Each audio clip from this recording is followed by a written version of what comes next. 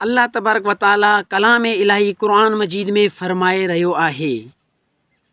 कावड़ पंहिंजे कावड़ ते क़ाबू पायो, यानी कावड़ न कंदा करियो। हाणे असां में अॼुकल्ह रवाज़ हूंदो आहे, थोरो अगरि को लेट कंदो आहे कमकार में या के इंतज़ार में को 19-20 जो फ़र्क़ु बि ईंदो आहे त हू माण्हू बसि हुते पहुचण जो देरि आहे ऐं हू कावड़ मां ॾाढो ॻाढ़ो थी वेठो हूंदो आहे त ॼण त हू को वॾो माना अलाए छा करे वेठो आहे। पर यारो प्यारो दोस्तो, हक़ीक़त में अल्लाह तबारक व ताला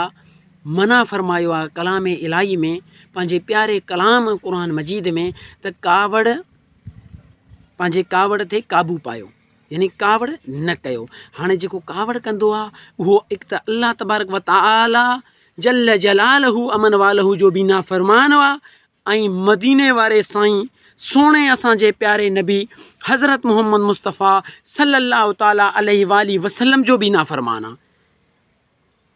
हर कमु करण खां पहिरीं हिकु मरतबा न 100 मरतबा तव्हां सोचियो त तव्हां किथे अल्लाह ऐं उनजो रसूल जो नाफ़रमान त न थी रहिया आहियो।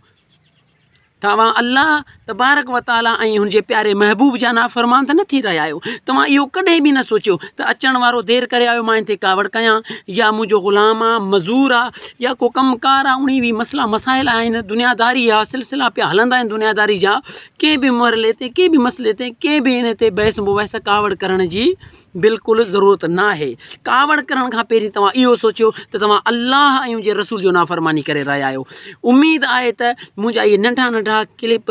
तव्हां ताणी पहुचंदा, ऐं उमेदु आहे त तव्हां हिननि खे ॿुधी करे मुंहिंजो हौसला अफ़ज़ाई बि कंदव ऐं मूंसां पंहिंजे दोस्तनि खे शेयर बि कंदव ऐं मूंखे बि शेयर कंदव, ताकी मूंखे ख़ुशी थींदो त मुंहिंजा ॿुधंदड़ साथी, मुंहिंजा प्यारा,